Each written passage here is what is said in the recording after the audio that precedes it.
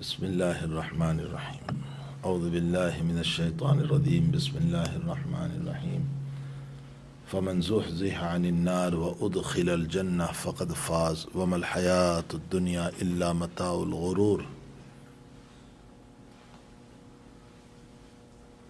بزرگوں اور بھائیوں، اس آیت شریفہ کا ترجمہ یہ ہے کہ جو جہنم سے بچا لیا گیا وادخل الجنہ، اور جنت میں داخل کر دیا گیا، فقد فاز، وہ کامیاب ہو گیا۔ اور وما الحیات الدنیا، اور دنیا کی زندگی نہیں ہے مگر ایک دھوکے کا سامان۔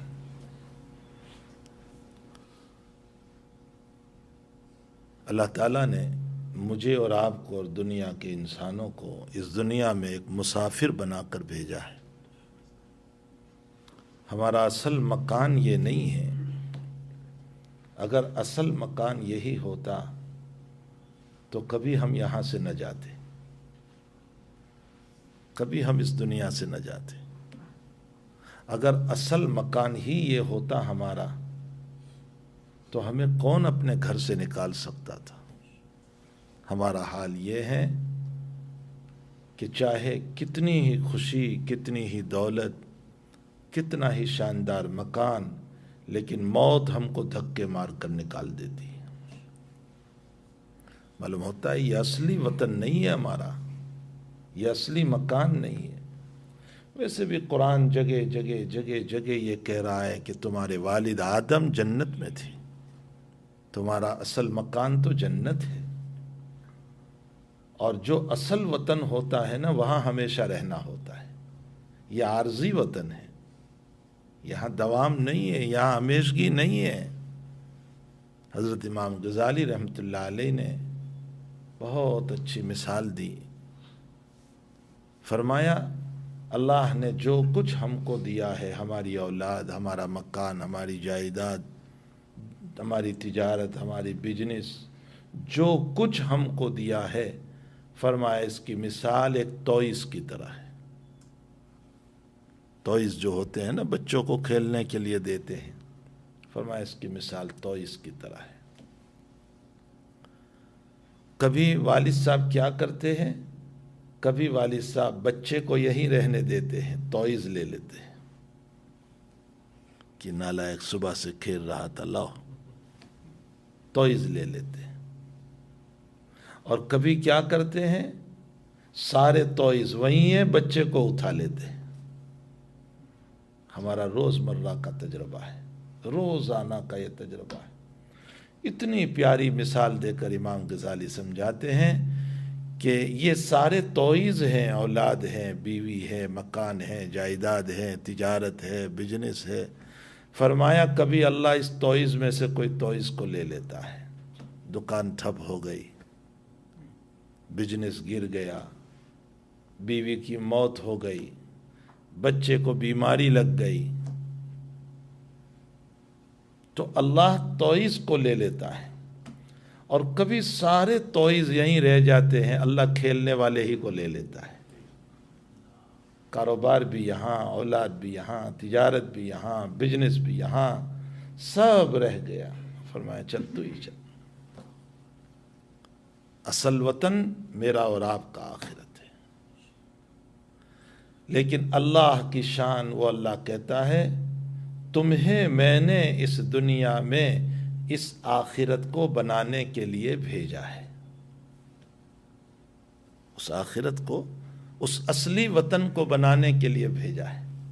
ہمارا اصلی وطن وہ ہے، اس کو الدنیا مزرعۃ الآخرہ، دنیا آخرت کی کھیتی ہے۔ انسان بارش کے زمانے میں کارن کی کھیتی کرتا ہے، فارم بناتا ہے تو بعد میں کچھ حاصل کرے گا۔ اگر اس دنیا میں ہم نے کھیتی کی ہوگی تو آخرت میں ہمیں ملے گا۔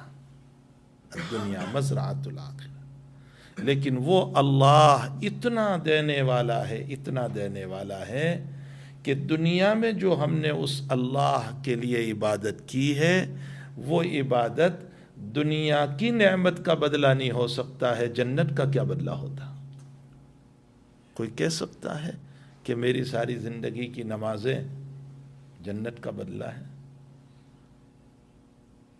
میرے روزے جنت کا بدلہ ہے؟ کوئی کہہ سکتا ہے؟ اللہ یہی کہہ دے میں نے زندگی بھر پانی پلایا ہے، اس کا حساب لا، میں نے زندگی بھر تجھے کھلایا، حساب لا۔ سعودی عرب میں ہم نے ایک بہت بڑے ڈاکٹر کو دیکھا کہ رات میں بیٹھ کر، حالانکہ بڑے ڈاکٹر تھے، بیٹھ کر نکالتے تھے رات۔ ہم نے ان سے پوچھا، انہوں نے فرمایا سودان کے تھے وہ، بڑے نیک، بڑے زاہد۔ فرمایا بس اللہ جس حال میں رکھے، ہمارا حال یہ ہے کہ یہ جو کھانے کی نلی ہے اس کے اوپر اللہ نے ایک ذرا سا دروازہ رکھا ہے۔ دیکھیے اللہ کی کاریگری، ہم کھانا کھا لیتے ہیں پھر ریپیٹ نہیں ہوتا، حالانکہ پانی کی نلکی ہوتی ہے تو پانی واپس آ جاتا ہے۔ ہم پانی پیتے ہیں واپس کیوں نہیں آتا ہے؟ ہم سو جائیں تو بھی نہیں آتا۔ ہر ایک کی اس نلی کے اوپر اللہ تعالیٰ نے ایک باریک سی جھلی دروازہ رکھا ہے، ونڈو رکھی ہے، وہ بند رہتی ہے، کھانا کھانے کے بعد بند ہو جاتی ہے۔ فرمایا وہی ونڈو میری کمزور ہو چکی ہے، اس لیے میں لیٹتا ہوں تو میرا پانی اور کھانا ریپیٹ ہوتا ہے، اس لیے مجھے بیٹھ کر رات نکالنا پڑتا ہے۔ اللہ کی نعمتیں، دنیا کی عبادت ان نعمتوں کا بدلہ نہیں ہو سکتی ہے، تو آخرت کا کیا بدلہ ہوگی؟ کیا حیثیت ہے ہماری عبادتوں کی؟ لیکن اس کے باوجود وہ اللہ بڑا دینے والا ہے۔ ملا علی قاری رحمۃ اللہ علیہ نے جہاں مشکات شریف میں اللہ کے 99 نام آئے ہیں، 99 نام، تو ملا علی قاری نے مرکات میں اس کی شرح فرمائی، تو لفظ شکور پر جو شرح فرماتے ہیں نا، اللہ سے محبت پیدا ہو جاتی ہے۔ فرمایا شکور، وہ اللہ شکور ہے، شکر گزار ہے، وہ تمہارا شکر گزار۔ کیا معنی؟ فرمایا الذی یعطی اجر الجزیل علی العمل القلیل۔ فرمایا ذرا سی 2 رکعات پر اللہ مغفرت کے فیصلے کر دیتا ہے، جو تمہیں بہت بڑا اجر دیتا ہے چھوٹے چھوٹے عمل پر بہت دیتا ہے۔ یہ ہیں شکر گزاری۔ دنیا کا انسان تو کہتا ہے کہ کیا دیا آپ نے کہ میں آپ کو دوں؟ دنیا میں تو یہی حال ہے، وہ کہتا ہے آپ نے جتنا دیا اتنا ہم دیں گے، اور اللہ کہتا ہے ذرا سے عمل پر۔ بلال حبشی رضی اللہ تعالیٰ عنہ کے معراج میں حضور سے آگے چلنے کی آواز آ رہی ہے، نبی اکرم صلی اللہ علیہ وسلم نے صبح بلال سے پوچھا، بلال کیا بات ہے، کیا عمل ہے؟ جنت میں تم میرے آگے آگے چل رہے تھے، میں نے تمہارے قدموں کی آواز سنی، میں نے جبریل سے پوچھا کون ہے؟ فرمایا تمہارا بلال ہے۔ کیا عمل ہے تیرا بلال؟ فرمایا حضرت میرا کیا عمل، تمہاری وجہ سے ایمان دین ملا، بس ایک عمل ہے، میں جب بھی وضو کر کے مسجد میں آتا ہوں 2 رکعت تحیت الوضو یا تحیت المسجد پڑھ لیتا ہوں۔ فرمایا یہی وہ عمل ہے جس نے جنت میں تجھے میرے آگے کر دیا۔ الذی یعطی اجر الجزیل علی العمل القلیل۔ ملا علی قاری نے اس پر ایک واقعہ نقل کیا ہے، اللہ اکبر۔ فرمایا ایک آدمی کی اللہ کے دربار میں حاضری ہوئی، اس کے اعمال گناہ بہت تھے، بہت گناہ، مغفرت کا راستہ کچھ سمجھ میں نہیں آ رہا تھا۔ اتنے میں اس کی مغفرت کے پلڑے میں، وہ تو سب کچھ قیامت میں ہوگا، لیکن قبر کے حالات میں اس کے مغفرت کے پلڑے میں ایک چھوٹی سی پوری کی چھوٹی سی کوئی تھیلی سی وہ گری اس کے مغفرت کے پلڑے میں، اور اس کی اللہ تعالیٰ نے مغفرت فرما دی۔ علی قاری رحمۃ اللہ علیہ فرماتے ہیں کہ اس بندے نے اللہ سے سوال کیا کہ یہ اللہ ہے کیا کہ اس کی وجہ سے میری مغفرت کے مسئلے ہو گئے؟ ملا علی قاری مرکات میں نقل کرتے ہیں، کف تراب الذی القیت علی قبر مسلم بالاخلاص۔ فرمایا تو نے اپنے مسلمان بھائی کی قبر پر اخلاص کے ساتھ ایک مٹی مٹی ڈالی تھی، یہ وہ مٹی ہے جس پر میں تیری مغفرت کر رہا ہوں۔ الذی یعطی الاجر الجزیل علی العمل القلیل، وہ اللہ وہ ہیں جو چھوٹے سے عمل پر بہت دیتا ہے۔ تو میرے بھائیو، ایسا اللہ، ایک روایت ذہن میں آئی، نبی اکرم صلی اللہ علیہ وسلم فرماتے ہیں من ترکھا مخافتی، جس آدمی نے بری چیزوں کے دیکھنے کو، اجنبی عورتوں کے دیکھنے کو میرے خوف کی وجہ سے چھوڑ دیا، من ترکھا مخافتی، میرے خوف کی وجہ سے۔ جوانوں سنو اس حدیث شریف کو، حدیث قدسی ہے، من ترکھا مخافتی، میرے خوف کی وجہ سے چھوڑ دیا، فرمایا القی اللہ تبارک و تعالی فی قلبہ حلاوت الایمان، اللہ تعالیٰ اس کے قلب میں ایمان کا مٹھاس ڈال دے گا، ایمان کی چاشنی ڈال دے گا، ایمان کی حلاوت ڈال دے گا۔ ملا علی قاری رحمۃ اللہ علیہ شرح مشکات میں اس پر فرماتے ہیں کہ اذا دخل حلاوت الایمان فی قلبہ لا یخرج ابدا، اللہ ایک مرتبہ جب حلاوت داخل کر دیتا ہے پھر کبھی نکالتا نہیں۔ اور اس پر جو ملا علی قاری نے ایک نقطہ لکھا، فرمایا اس سے یہ پتہ چلتا ہے کہ فیہ بشارت علی خاتمت الایمان، اس میں اشارہ ہے، بشارت ہے کہ اللہ اس کو ایمان پر خاتمہ نصیب فرمائیں گے، اس لیے کہ حلاوت جب داخل ہو گئی تو یقیناً ایمان پر خاتمہ ہوگا۔ تو میرے بھائیو، یہ ہیں وہ چھوٹے چھوٹے عمل کے اوپر اتنا دیتا ہے، اتنا دیتا ہے کہ الاجر الجزیل علی العمل القلیل، چھوٹے سے عمل کے اوپر۔ تو میری آپ کی زندگی جو ہے یہ اصل زندگی یہ نہیں ہے۔ نبی اکرم صلی اللہ علیہ وسلم نے ابن عمر کا کندھا پکڑا، سولڈر، اور فرمایا کن فی الدنیا کانک غریب او عابر سبیل، مسافر کی طرح رہو یا اجنبی کی طرح رہو۔ کیوں؟ اس لیے کہ اجنبی رہو گے نا تو ملنے والے کم ہوں گے، اور جب ملنے والے کم ہوں گے تو برائیاں کم ہوگی، تعلق مع اللہ ہوگا۔ جتنے ملنے والے زیادہ، جتنے زیادہ ملنے والے اتنی زیادہ برائیاں، اتنی غیبتیں، اور اتنے اللہ سے دوری۔ اسی لیے ہمارے محدثین میں عبداللہ ابن مبارک رحمۃ اللہ علیہ بہت بڑے محدث ہیں، وہ سبق پڑھاتے تھے، تنہائیوں میں چلے جاتے تھے، مجلس نہیں، تنہائیوں میں گپ شپ نہیں کرتے تھے۔ کسی نے فرمایا حضرت آپ کو گھبراہٹ نہیں ہوتی اکیلے اکیلے؟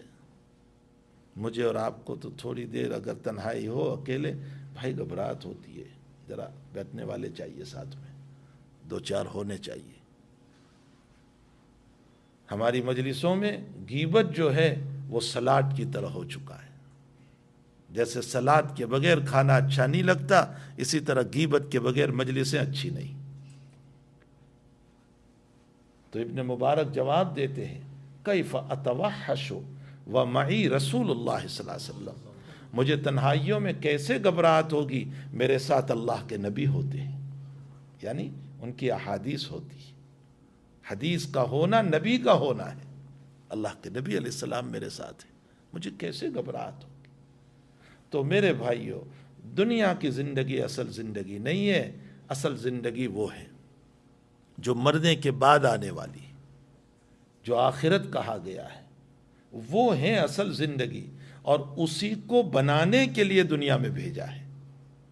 اور ایک اصول یاد رکھو، اہل علم سمجھیں گے اس مسئلے کو، وسائل ہمیشہ نہیں چلتے، مقاصد ہمیشہ چلتے ہیں۔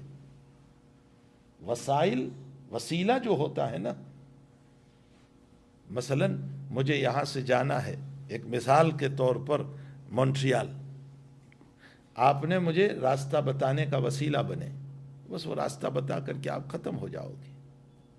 وسائل ہمیشہ ساتھ نہیں رہتے، مقاصد ساتھ رہتے۔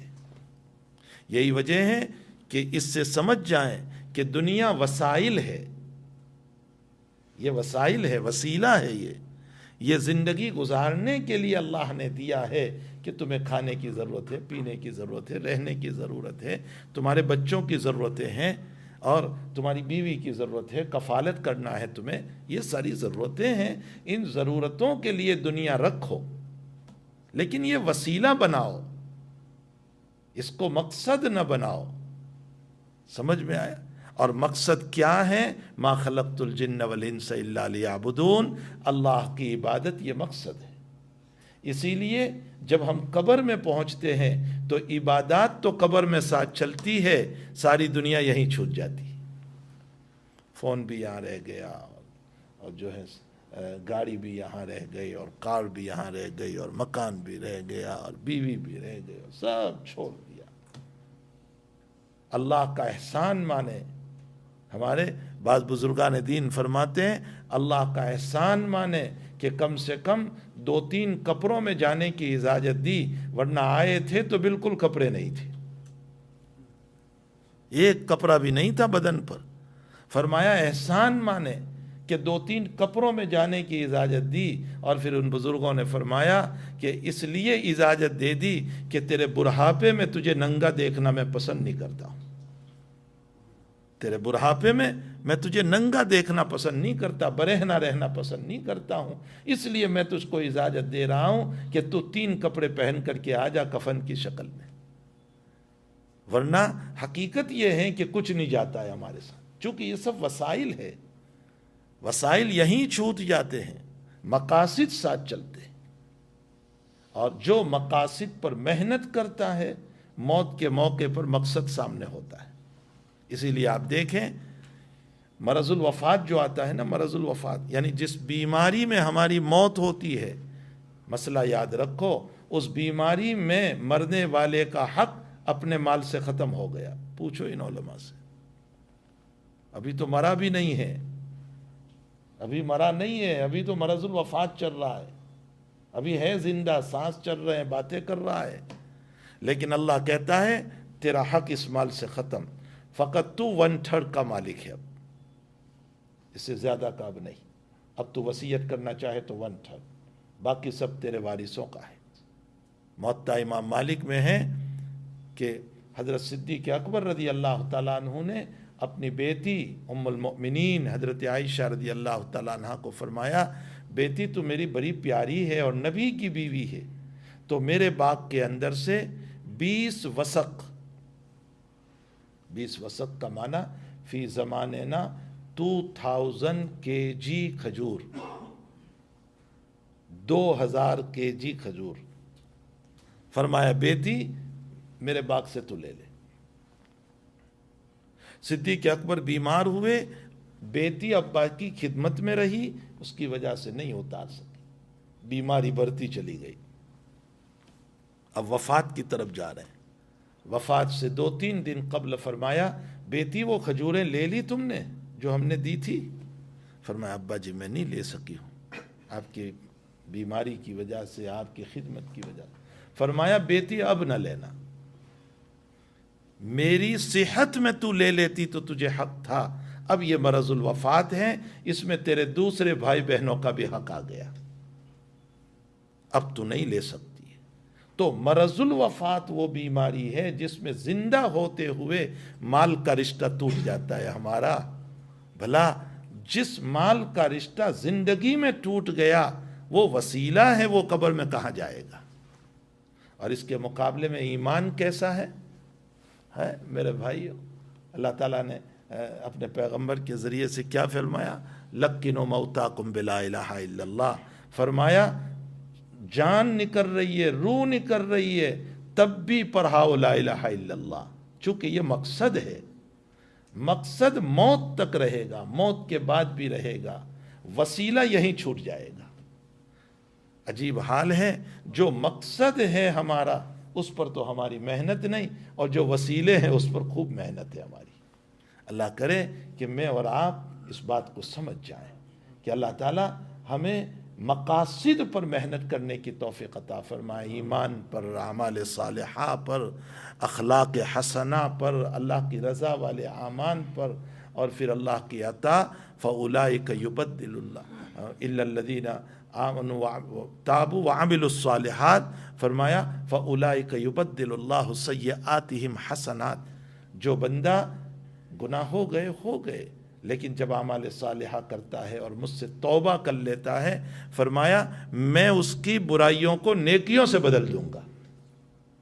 صاحب روح المعانی نے لکھا ہے کہ میرے نامہ اعمال میں گناہ لکھا ہوا ہے، 1 گناہ 2 3 4 5 یہ گناہ لکھے ہوئے ہیں، اور پھر میں نے توبہ کی سچے دل سے توبہ، تو اس توبہ کے نتیجے میں اللہ کیا کرتا ہے؟ مٹا دیتا ہے۔ مٹانے کا مطلب وائٹ نہیں لگا دیتا کہ پتہ چلے کہ یہاں کچھ مٹا ہوا ہے، سفید نہیں لگا دیتا تاکہ پتہ چلے، فرمایا اس کی جگہ اللہ انہی گناہ کو ثواب بنا کر لکھ دیتا ہے۔ کیسی عطا ہے اس کی، کیسی رحمتیں ہیں، کیسی بخششیں ہیں اس کی۔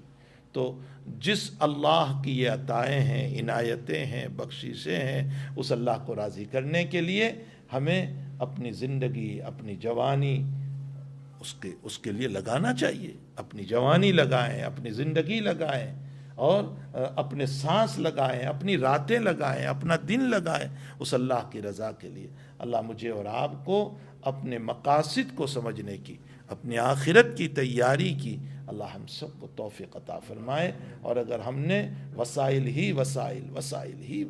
پر محنت کی تو پھر اس صورت میں ابن قیم رحمۃ اللہ علیہ نے ایک واقعہ لکھا ہے جس کا خلاصہ یہ ہے کہ اس کو اتنا عشق تھا کسی عورت سے، فاسق عشق، غلط محبت، اسی میں ڈوبا ہوا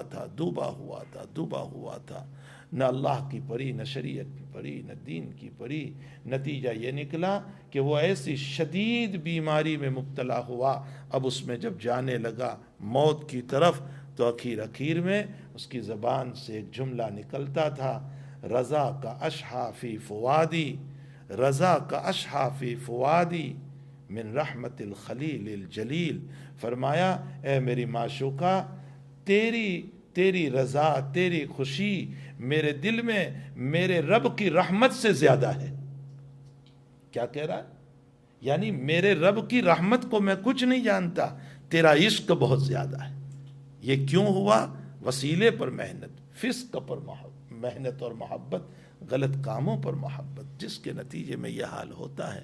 اللہ مجھے اور آپ کو بہت دل سے، میرے بھائیوں میں کہتا ہوں، بہت دل سے کہہ رہا ہوں، اللہ ہمیں وسائل کے بجائے وسیلے سے کوئی منع نہیں کرتا، دنیا ہے، زندگی گزارنا ہے، اولاد ہے، بیوی بچے ہیں، مکان ہے، جائیداد ہے، ضرورتیں ہیں، ٹیکس بھرنے ہیں، فلاں کام ہے، دنیا بھر کے کام ہیں، ضرور کمائیں، لیکن دل میں جگہ نہ دیں، دل میں جگہ اللہ کو ہونی چاہیے، رسول اللہ کو ہونی چاہیے، شریعت کو ہونی چاہیے۔